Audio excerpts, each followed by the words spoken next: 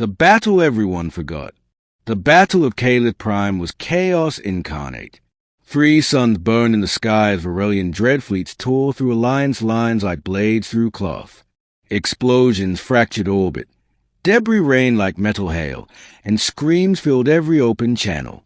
I was stationed planetside, assigned to emergency shield maintenance near the Royal Evacuation Corridor. That was when everything went wrong. The shield pylons failed. Enemy shock troopers breached the perimeter. And in the distance, I saw her, the alien queen of Etherix. Even under fire, she was unmistakable, tall, silver-skinned, crowned with bioluminescent sigils that marked her royal lineage. Her armor shimmered like liquid starlight, but it was cracked, smoking, damaged. She was wounded. I remember thinking how absurd it was. A queen, bleeding on a battlefield, while someone like me still breathed. A Varelian plasma lance struck near her escort, vaporizing 2 guards instantly. The queen staggered. Her helmet shattered, exposing her face to the toxic atmosphere. No one else noticed. No one else moved. I did. I broke formation, ignored every protocol drilled into me, and ran straight into enemy fire. My rifle was useless against their shields, so I did the only thing I could. I tackled her into a collapsed trench as plasma bolts scorched the air above us. She looked at me then, not as a ruler, not as an alien, but as a startled, frightened being who hadn't expected help. I sealed my emergency respirator over her face, rerouted my own oxygen supply, and dragged her through smoke and rubble toward an abandoned transport pod. Every second felt like death stalking my spine. We made it, barely. As the pod launched, the battlefield vanished beneath us. The queen lost consciousness in my arms, her blood glowing faintly against my gloves. Before Alliance medics tore us apart, she touched my wrist. A single word escaped her lips, soft, broken, almost forgotten. Human. Then everything faded, forgotten by the galaxy. The war ended months later. The Varelians were defeated. The queen survived. Treaties were signed. Statues were built. My name was not carved into any of them. Official reports credited the queen's survival to automated evacuation protocols. My actions were buried under classified annexes and casualty lists. I was quietly discharged, given a modest compensation package, and sent back to the outer colonies. Life moved on, or so I thought. Years passed. I became a systems salvager on the edge of known space, fixing derelict ships, drifting from station to station, avoiding politics and memory alike. The galaxy celebrated heroes with crowns and medals. People like me became ghosts. Then one day, everything changed. I was aboard Alio Station when the alarm sounded, not for pirates or system failure, but for royal arrival. An Etherix delegation docked at the station, surrounded by ceremonial cruisers and honor guards.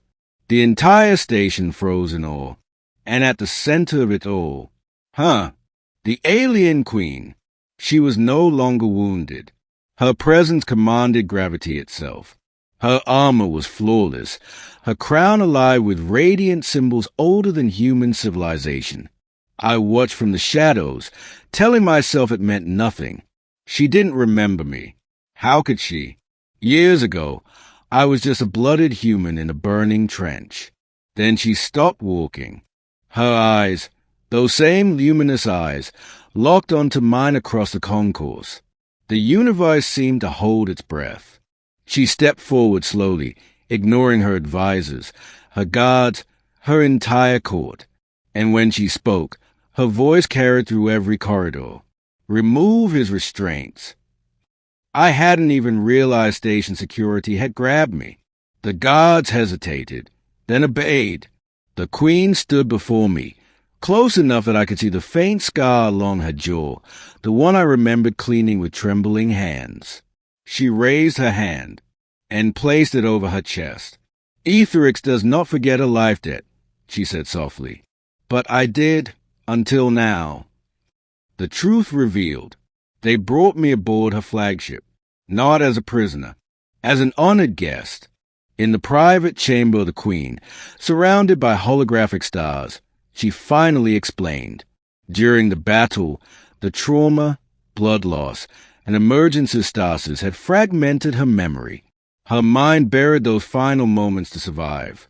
But something had always haunted her, visions of human hands, shared breath, a voice whispering calm into chaos.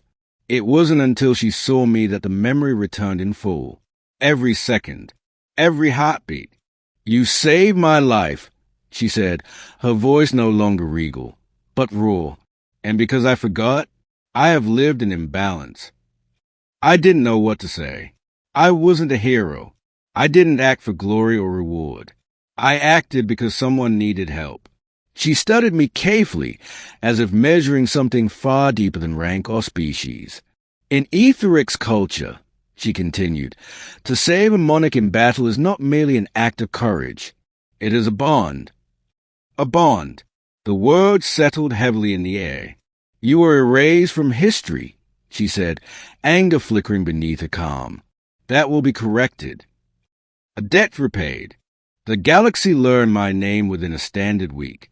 Records were amended. Testimonies surfaced. Classified files were unsealed. The truth spread across systems like wildfire. But the Queen did not summon me for recognition alone. On the final night aboard her flagship, she invited me to stand beside her on the observation deck. Stars stretched endlessly before us, silent witnesses to everything we had survived. "I remembered you too late," she said, "but fate allowed us to meet again." I asked her what she intended to do. She turned to me, eyes glowing with something deeper than authority. "In Etheric's law, a life debt may be repaid in power, land, or protection," she said. "But a bond formed in shared breath may be repaid only in choice."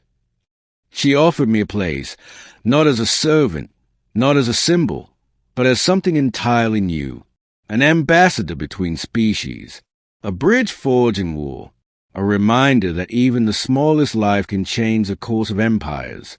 I looked out at the stars and thought about the trench, the smoke, the blood, the moment I chose to run instead of hide.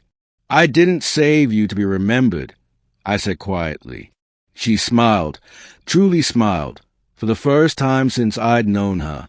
"Then perhaps," she replied, "that is why the universe remembered you for me." And as a fleet carried us forward into unknown space, I realized something at last. Some battles don't end when the war is over. Some promises wait years to be fulfilled. And sometimes, the Queen does remember.